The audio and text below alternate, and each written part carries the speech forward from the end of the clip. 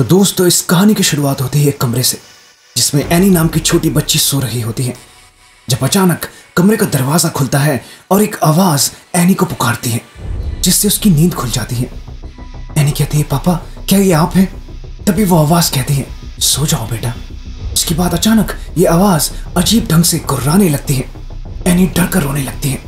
तभी दरवाजा पूरा खुल जाता है और एक अजीब सी बड़ी परछाई एनी की तरफ बढ़ने लगती है। एनी जोर जोर से रोने लगती है।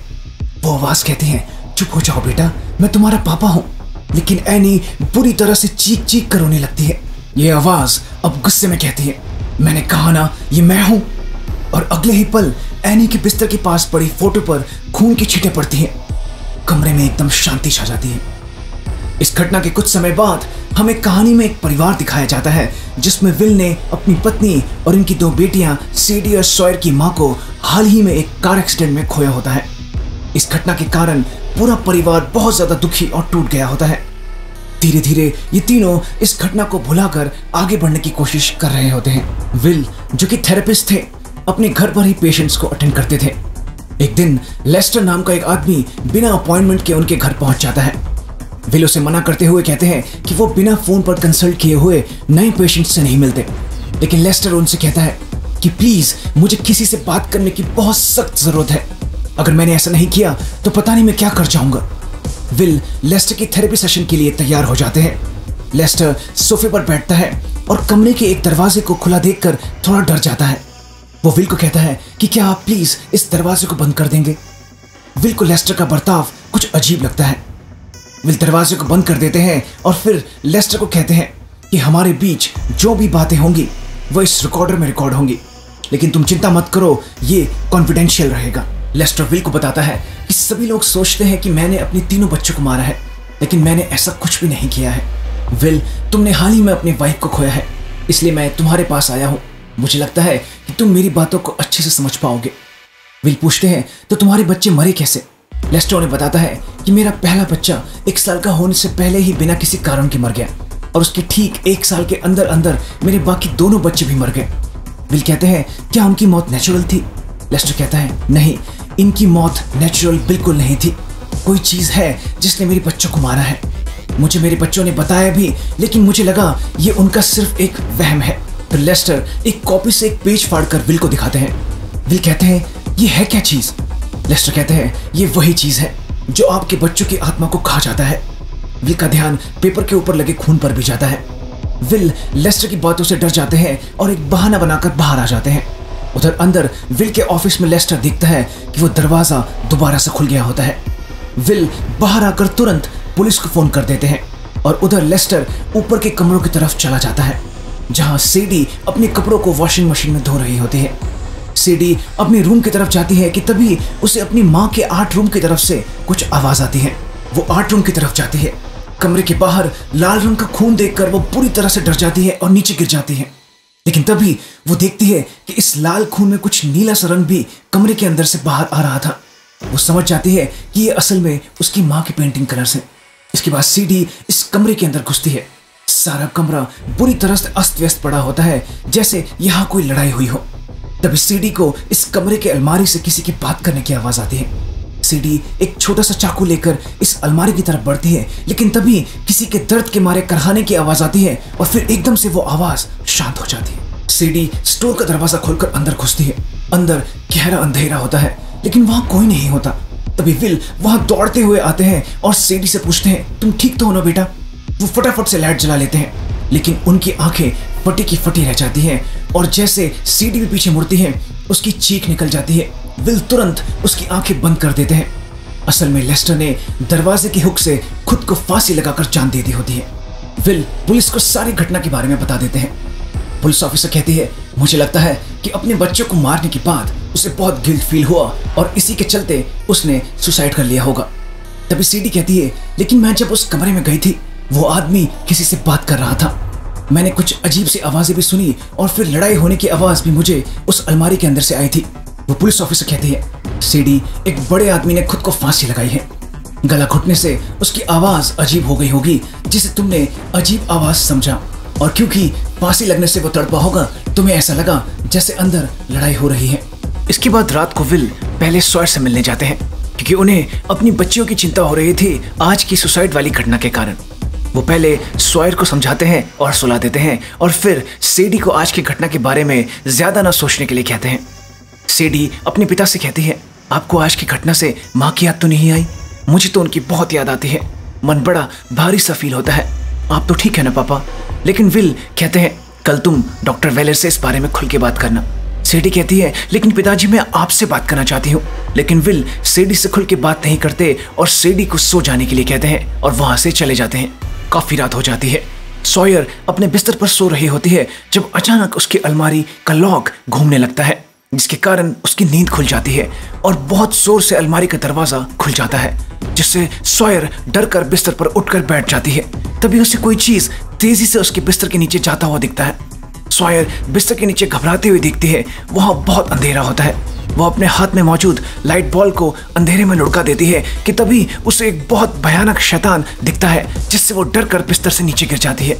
उधर सेडी आत्माओं से कैसे बात की जाए उस पर एक वीडियो देख रही होती है, जिसमें यह बताया गया होता है कि अगर मोमबत्ती या कैंडल की लौ बाएं या दाएं अजीब ढंग से मुड़े तो समझ जाइएगा कि जिस आत्मा से आप बात करना चाहते हैं वो आपके करीब है। सेडी भी एक मोमबत्ती जलाकर अपनी माँ को याद करने लगती है कि तभी मोमबत्ती की लौ बाएं तरफ मुड़ती है। लेकिन तभी सॉयर भी वहां आ जाती है, जो सेडी को बताती है कि उसके कमरे में कुछ है।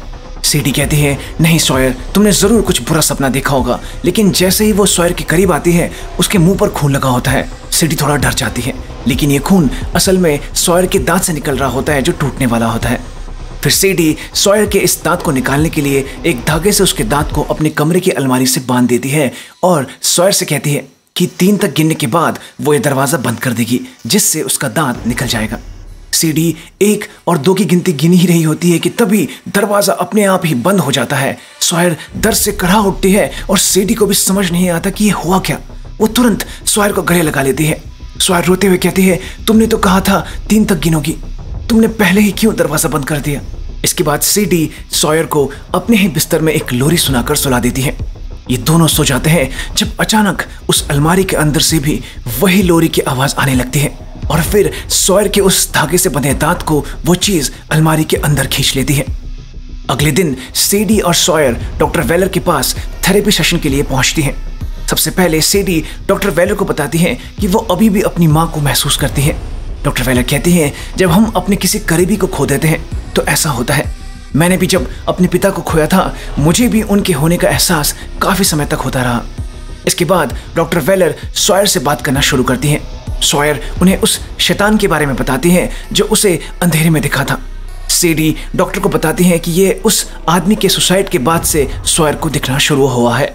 डॉक्टर वेलर कहती है, कई बार हमारा दिमाग अपने अंदर के डर के कारण इस तरह की डरावनी चीजों को देखता है।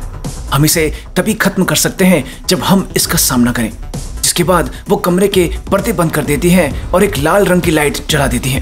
वो बताती है कि ये लाइट धीरे धीरे डिम होती जाएगी और इस कमरे में गहरा अंधेरा हो जाएगा। फिर देखते हैं क्या वो तुम्हारा शैतान यहाँ आता है कि नहीं। ये लाल रंग की लाइट धीरे धीरे डिम होने लगती है, जिससे सॉयर डरने लगती है। धीरे धीरे ये लाइट बिल्कुल डिम हो जाती है और फिर बस कभी जलने और कभी बुझने लगती है। सॉयर सीडी के गले लगकर बुरी तरह से डरने लगती है। तभी उसे छत पर वो शैतान दिखता है जो मकड़ी की तरह धीरे धीरे उसके पास बढ़ता चला आ रहा था। सॉयर की सांसें बढ़ने लगती हैं। लाइट बंद होती है और जैसे ही ऑन होती है वो शैतान ठीक उसके सामने आ जाता है।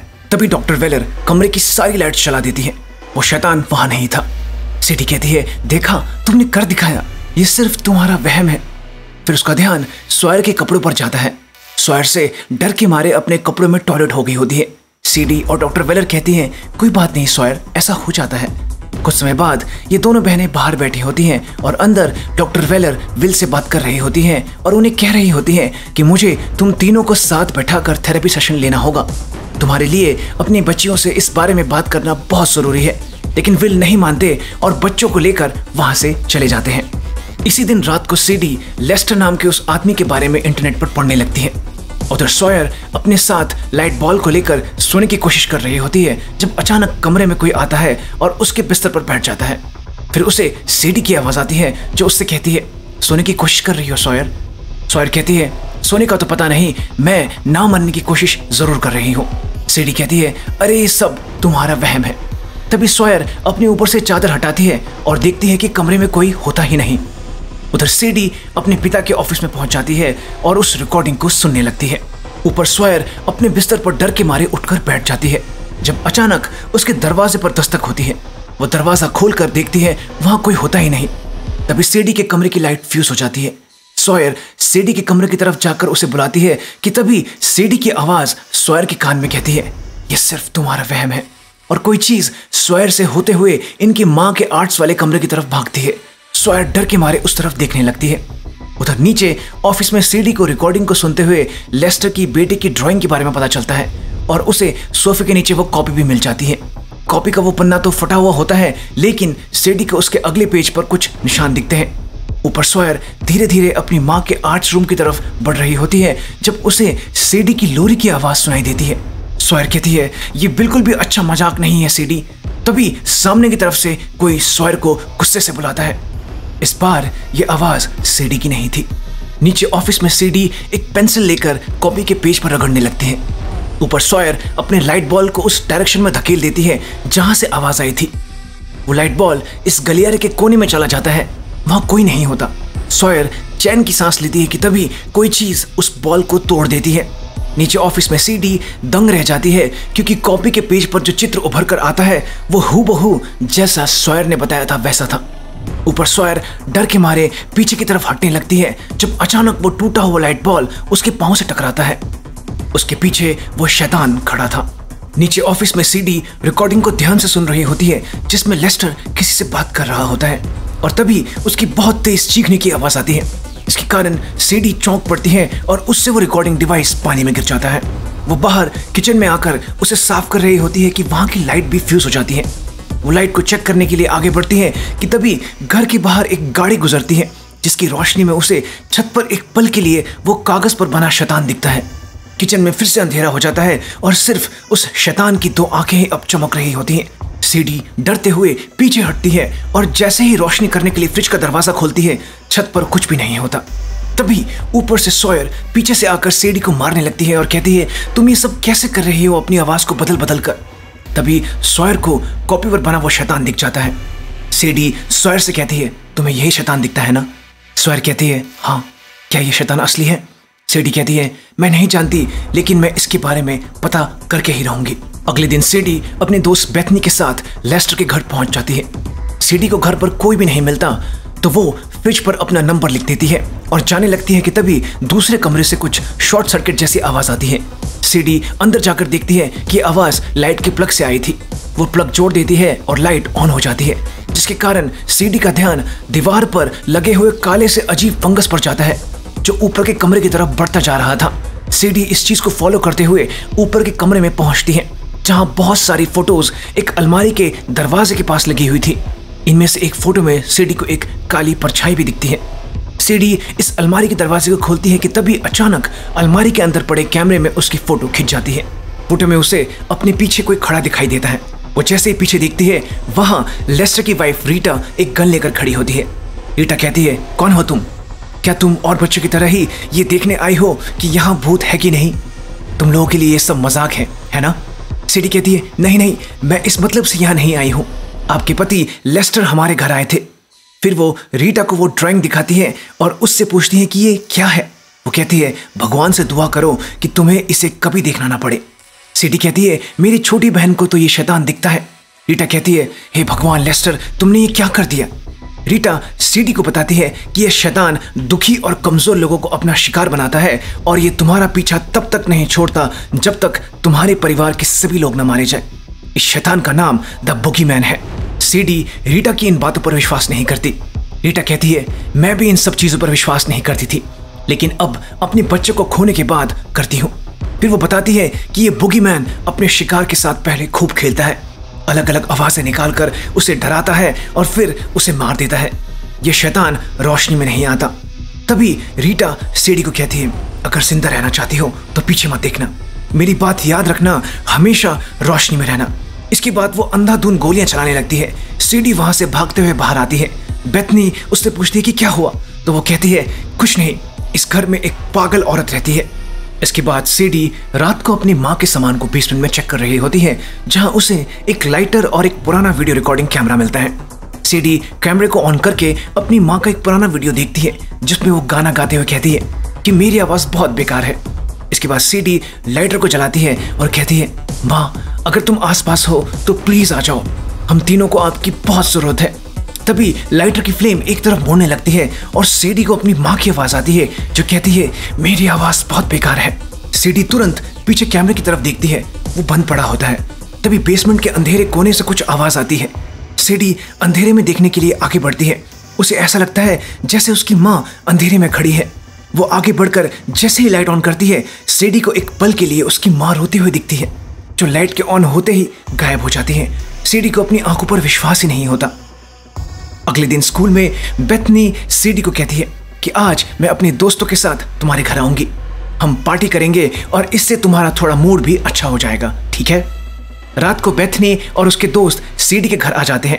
ये सभी सीडी के कमरे में बैठकर बातें कर रहे होते हैं, जब बेथनी की एक दोस्त सीडी से कहती है तुम्हारे पास कुछ शराब वगैरह है जो हम पी सकते हैं। सीडी कहती है शराब तो नहीं है, लेकिन मेरी माँ की सिगरेट्स पड़ी हैं, तुम चाहो तो वो पी सकती हो।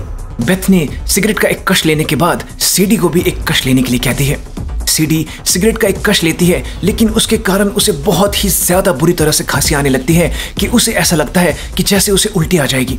सीडी टॉयलेट में उल्टी करने लगती है कि तभी उसे अपने गले में कुछ फंसा हुआ लगता है।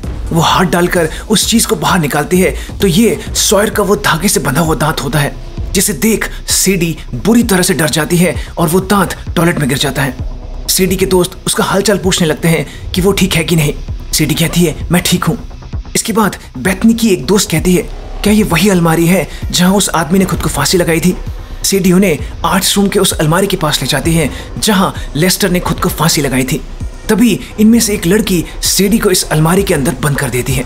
सीडी कहती है प्लीज ऐसा मत करो, प्लीज दरवाजा खोल दो। तभी सीडी को अपने बाएं तरफ वो शैतान दिखता है जो बुरी तरह से गुर्राता है। सीडी डरकर अलमारी के दरवाजे से पीछे हट जाती है। अब वो शैतान सीडी के पीछे आ जाता है। फिर वो सीडी की माँ की आवाज में कहता है मेरी आवाज बहुत बेकार है। सीडी पीछे देखती है, वो शैतान फिर से बुरी तरह गुर्राता है और सीडी की तरफ बढ़ने लगता है। सीडी अलमारी के दरवाजे को बुरी तरह चिल्लाते हुए पीटने लगती है, खोलो इसे, खोलो इसे। तभी अलमारी का दरवाजा खुल जाता है और सीडी बाहर आ जाती है।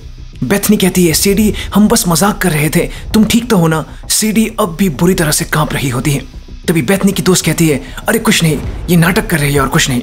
सीडी को इस बात पर गुस्सा आ जाता है और वो उस लड़की को एक जोर का थप्पड़ मार देती है। बेथनी सीडी को रोकते हुए कहती है सच में सीडी हम दरवाजे को खोलने की कोशिश कर रहे थे, लेकिन वो पता नहीं कैसे अपने आप ही लॉक हो गया था। सीडी गुस्से से कहती है तुम सब झूठी हो, निकल जाओ मेरे घर से। सीडी की सारी दोस्त चली जाती हैं। विल सब लड़कियों को जाता देख सीडी के पास चले जाते हैं। नीचे सॉयर भी इन सबको घर से जाता हुआ देखती है, जो नीचे लिविंग रूम में प्ले स्टेशन पर अंधेरे में गेम खेल रही होती है। अचानक घर में बिल्कुल शांति छा जाती है, जिसके कारण सॉयर को डर लगने लगता है। वो अपने पीछे देखती है, उसे एक जगह अंधेरे में दो आंखें चमकती हुई दिखती हैं। सॉयर अपने गेमिंग रिमोट का बटन दबाती है, जिससे टीवी में गेम के अंदर रोशनी होती है और कमरे में भी थोड़ा उजाला होता है। सॉयर फिर से ऐसा करती है, वो दो चमकती हुई आंखें एक कुर्सी होती है। इसके बाद वो कमरे में इधर उधर देखती है और फिर से बटन दबाकर रोशनी करती है। तभी उसके दाएं तरफ कुछ हिलता है। वो देखती है तो वो शैतान अंधेरे में एक तरफ भागता है। सॉयर डर के मारे तुरंत सोफे में लेटकर छुप जाती है। वो शैतान सोफे के चारों तरफ देखता है।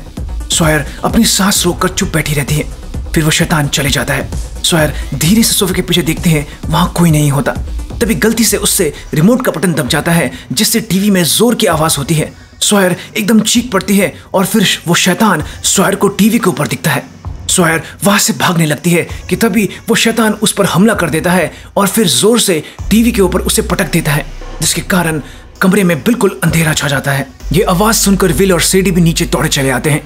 अगले ही पल सॉयर को हॉस्पिटल में होश आता है, जहां सीडी उसके पास बैठी होती है। सॉयर कहती है उस शैतान ने मुझे मारने की कोशिश की, प्लीज मेरा यकीन करो सीडी। सीडी कहती है मैं यकीन करती हूँ सॉयर, मैंने भी उस शैतान को देखा है। फिर सीडी अपने पिता के पास जाती है। तभी सीडी को रीटा का कॉल आता है कि वो समझ गई है कि कैसे इस शैतान को मारना है, लेकिन इसके लिए उसे सीडी की मदद की जरूरत है। उधर सीडी के पिता विल एक खाली कमरे में बैठे रो रहे होते हैं। जब सीडी वहां आती है, विल सीडी को देखकर कहते हैं कि पहले मैं तुम्हारी माँ को इस हॉस्पिटल में लेकर आया और अब सॉयर को भी। ये सब मेरी वजह से हुआ है। मैं तुम लोगों को अच्छे से संभाल नहीं पाया, इसके कारण स्वयर ये शैतान वगैरह भी देख रही है। सीडी कहती है, नहीं पापा, ये आपकी वजह से नहीं हुआ, हमारे घर में सच में एक शैतान है। विल कहते हैं, क्या? सीडी उन्हें बताती है कि उसने अलमारी के अंदर इस शैतान को देखा। विल कहते हैं, पहले मुझे ये बताओ, जो सिगरेट तुम लोग आज पी रहे थे वो नॉर्मल सिगरेट नहीं थी, है ना? नशे वाली थी, ठीक कहा ना मैंने? सीडी हाँ कहते हैं। विल कहते हैं, इसलिए तुम्हें आज अलमारी के अंदर वो शैतान दिखा। सीडी कहती है, पापा आप मेरी बातों पर विश्वास नहीं करते, कोई बात नहीं। और फिर वो बाहर जाते हुए कहती है, आज मैं इस शैतान को खत्म करके ही रहूंगी। सीडी रीटा के घर पहुंच जाती है। रीटा कहती है, मुझे नहीं लगा था तुम आओगी। सीडी कहती है, उस शैतान ने आज मेरी बहन को मारने की कोशिश की, मुझे आना ही था। रीटा कहती है, फिर तो तुम लोगों के पास बहुत कम समय है। फिर रीटा सीडी को उस कमरे में ले जाती है जहां उसने सारी तैयारी की होती है। रीटा सीडी को बताती है कि उसने इस कमरे में ट्रैप्स लगा रखे हैं और जो भी इस ट्रैप को छुएगा वो शॉटगन की गोलियों से छन्नी हो जाएगा।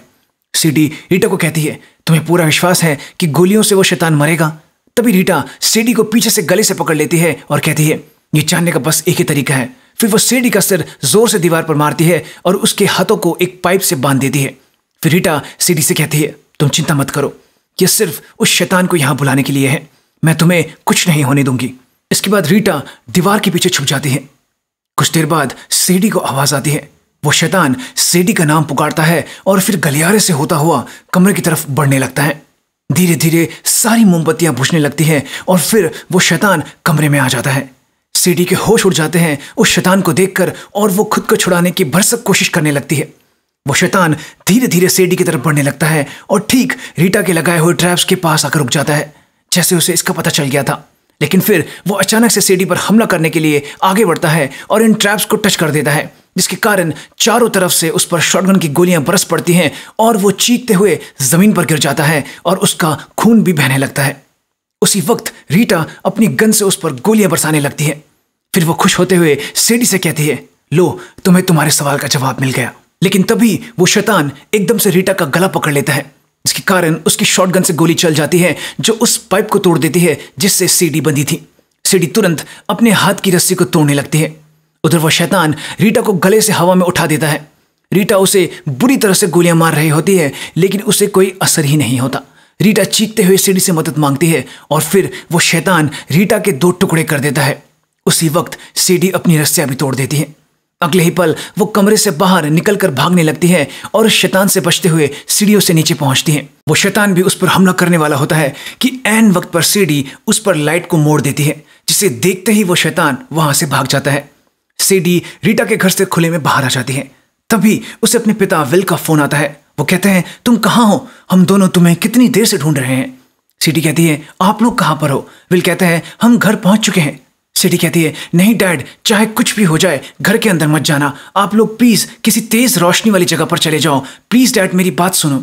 विल स्वयर को गोद में लेकर दरवाजे पर खड़े होते हैं और कहते हैं, हाँ बेटी मुझे बताओ, मैं सुन रहा हूं। तभी घर के अंदर से वो शैतान इनकी तरफ बढ़ने लगता है। सीडी कहती है, डैड मेरी बात सुनो, घर के अंदर मत जाना। उधर वो शैतान विल और स्वयर की तरफ बढ़ने लगता है। स्वयर भी उस शैतान को इनकी तरफ आता देख लेती है और वो अपने पिता को कुछ कह पाती इससे पहले ही ये दोनों एकदम से घर के अंदर खिंच जाते हैं। सीडी समझ जाती है और पागलों की तरह घर की तरफ दौड़ पड़ती है। सीडी घर पहुंच जाती है। घर पर बिल्कुल शांति होती है और चारों तरफ अंधेरा होता है। सीडी विल और स्वयर को ढूंढने लगती है। तभी उसे एक अलमारी के दरवाजे के नीचे से अंदर लाइट्स चलती हुई दिखती है।